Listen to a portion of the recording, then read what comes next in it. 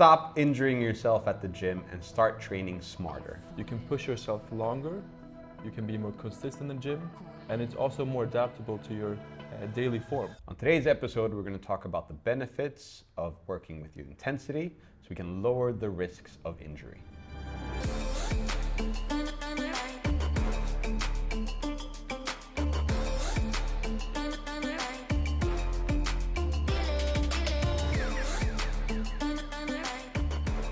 Welcome to today's competence video with us at Goat Sports. My name is Adrian Martin, and together with me is my colleague, Coach Martin Strante.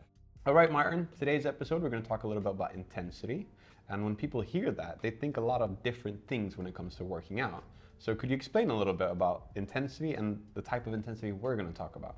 So like you said, a lot of people, when they hear intensity, they maybe think about high intensity training, or their football coach says, okay, let's start increasing the intensity. But when we speak about intensity, it's basically how hard you're pushing yourself in the gym. So how near you reach failure is basically what we're saying. Okay, so when we're trying to reach failure or staying away from it, how would we know where it is and what type of intensity do we think about when getting there or staying away from it? So in the gym, for example, if we're doing some kind of movement or squats or bench press, we're usually talking about reps in reserve.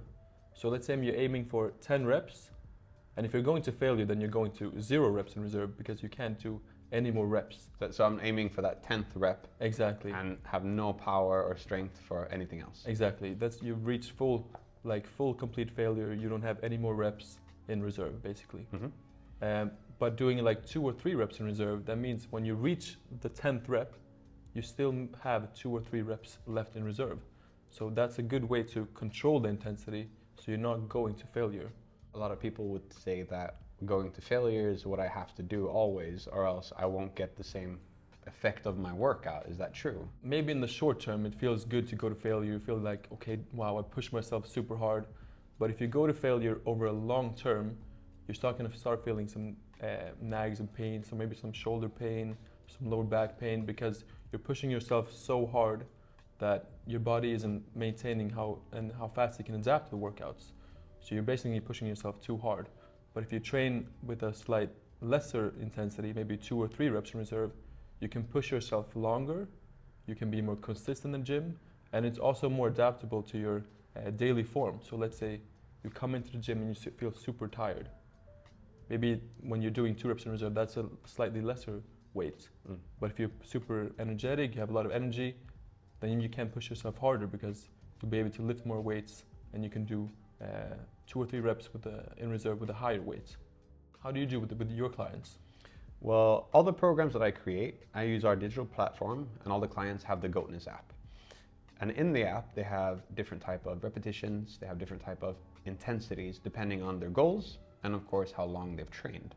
So if I have someone that's completely new, I'll make sure that they have to do the repetitions a lot, but they have a lot of reps in reserve. And I try to make that very clear because when you're new to something, you'll increase the weight a lot, but technically it's only the technique that improves very quick. Because if you haven't done anything at all the first time, it takes a few times. Even a light weight can feel heavy. And as soon as they get into it, they can drastically increase the weight and feel like, oh, I'm good. But if I would put like a set weight, it's like, okay, well, Martin, you need the 10 kilo dumbbells. Then after maybe a week or maybe 2 weeks, then the 10 kilo dumbbells are too light for you. Yeah. And if I put a 2 reps in reserve for that set amount of repetitions, that means that once you've hit that with 10 kilos and you feel like, wait, I can do more, then you can go up to 12 and a half, and then the next one, and then the next one. So that's kind of live how I do it, so that I make sure that their program stays, it stays hooked to their performance. Yeah. But this also means that you have to listen to your body. You can't just push yourself like a robot at the same weight every single day. But no, that's true. Because let's say you get used to doing a certain exercise at a certain weight, and if you haven't slept well enough and you can't reach that same weight that you did the week before, the 2 times before that, then you'll maybe feel discouraged of working out and starting to second guess yourself, and that doesn't lead to any good results. But if you listen to your body, you'll understand that, wait a minute, this is still good considering that I slept bad, I ate bad, I didn't warm up correctly, And it reminds me that I need to do these 3 a lot better until my next session. And then we get more aware in our training, and therefore we'll get a lot more results on it. So listening to the body. Yeah. Absolutely. And this basically means that you can be more consistent with your training. Because if you're pushing yourself all the way to failure and you haven't slept, you don't have the best conditions, you might start injuring yourself because you're doing it in a destructive way. Instead of giving yourself the best conditions and start training in a better way, in a smarter way. Absolutely, absolutely. Because there's nothing worse for anyone that's working out when you have to pause due to an injury. Yeah. All right, Martin, thanks so much for the insights and for the experience that you gave. So something to take with us is these repetitions in reserve, or think of it more as our reserve. Because now we're talking about repetitions that we usually do at the gym, but sometimes we're out for a run and then it's maybe for distance. So we will even keep some distance in reserve. So once I've ran a couple of kilometers, I'll have to feel like, do I have another kilometer in me? And that will be my reserve. Same thing when you're in the gym and you're working different types of goals. Let's say you want to go really heavy and you do like 2 reps max. You still need a rep in reserve for those 2 reps max. Or you're actually focusing on endurance and you're doing 20 reps and you still have so many reps in reserve. Because whatever we need to do, we need to understand that if we take a few steps away from that failure line, our repetitions will look better, most likely, and we won't push the boundaries of where does my muscles excel and where can they start failing on me. So, easily said, what you need to think about is putting it always into your own context.